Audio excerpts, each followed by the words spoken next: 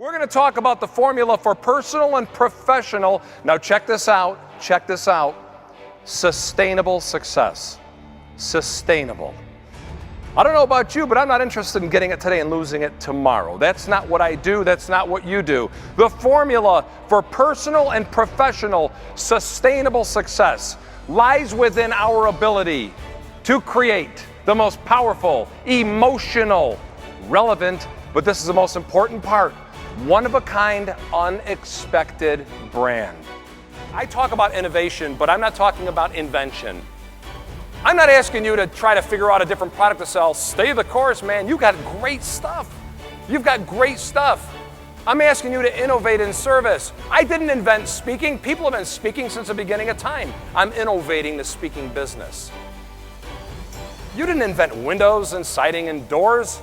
I'm asking you to innovate how you sell those things. Steve Jobs didn't invent the PC, he didn't invent the tablet, he didn't invent the cellular telephone, he didn't invent retail shopping. He innovated how all those things happened and the experience we got from them. And you want to know how? Because he never said, hey, can we make a computer cool?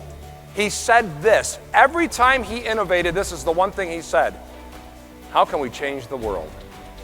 And the one thing you want to ask yourself every single time a customer walks into your place is this. How can we change their world? They're living the Harley life. And man, you want to talk about a group of brand evangelists?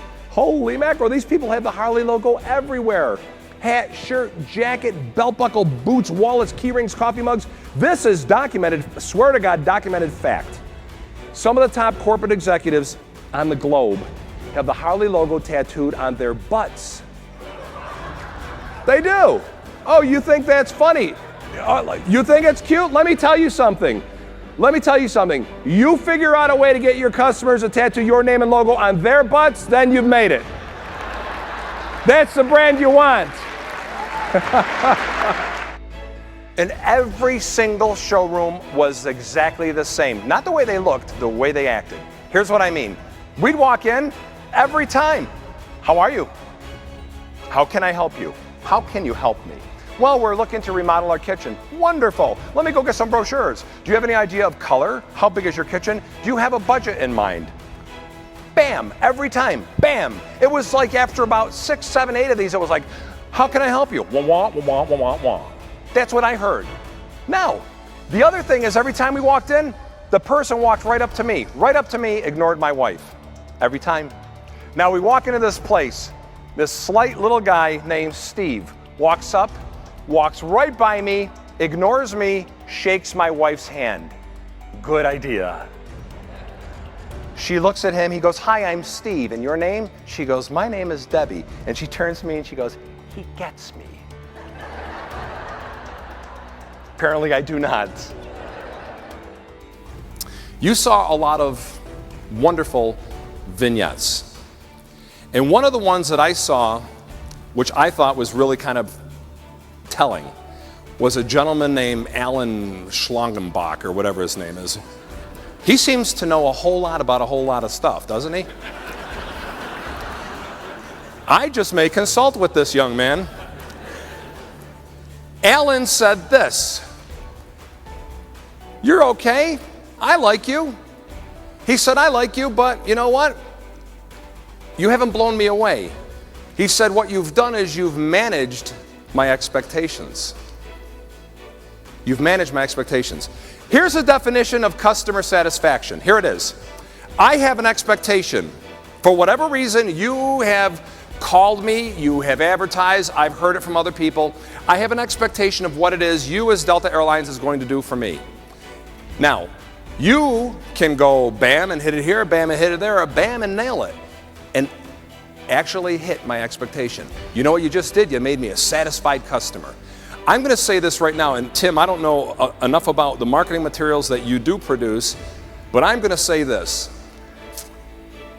If you have anywhere in your lingo, anywhere in your materials, anywhere inside of you that says, our goal is to satisfy the customer, get rid of it. Get rid of it. And I'm telling you why. That's not enough. That's not enough. You think that satisfying a customer is good enough? No way. You know what? Here's what happens. I'll be your customer if you satisfy me until the next best deal comes along. then I'm gone. If all you're going to do is meet my expectations, I'm gone. You want to take them from here to here, which is loyalty? Here's what you have to do. You have to shatter their expectations. Shatter them. Here's a definition of a cult brand. Their customers will blindly follow them. Blindly. They will without question do what they ask them to do and without argument ever pay what they ask them to pay. Have you ever stood in line at Starbucks and heard people arguing, I'm not going to pay that? Never. People don't negotiate for Harleys. They wait in line for a year or two to pay full price. Why? Are these stupid people? No. These are some of the most informed, educated people in the world. Why then are they going, here you go, you bet? Here's why. Two reasons. Number one, they trust the brand. Folks, you know as well as I do, we only buy from people we trust. Am I correct? Okay. They trust the brand has never done them wrong, never steered them in the wrong direction. Here's number two. I was having breakfast this morning with some folks from Milwaukee and a gentleman from Seattle. And we're talking about kind of business development. Here's number two. The brand somehow enhanced that person's life. A couple of years ago, I asked you a question. I started off and I said, if somebody stopped you and said to you, hey, you look familiar, what do you do? I asked you, how would you respond to the question, what do you do? Today, I want to ask you this. If somebody stopped you and said to you, hey, why do you do what you do? How would you answer that? I want you to think about this. Why do you do what you do? And here's the question. As you're evaluating, as you're reflecting, is your why bigger than the what? In other words, is why you do what you do greater, bigger than, more important than the what, than the stuff you sell? Is the why bigger than the bottom line? Is the why bigger than you? Ask yourself this and be honest.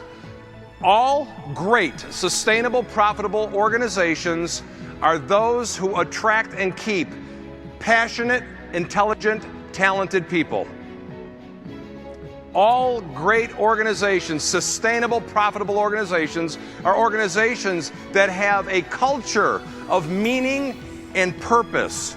Now, this doesn't mean that you have to be working for a company that's trying to find a cure for cancer. It doesn't mean that.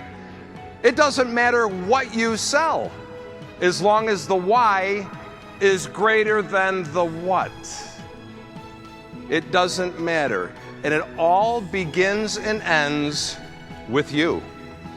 Great cultures, sustainable organizations, organizations surrounded by passionate, talented, intelligent people are all the result of leadership.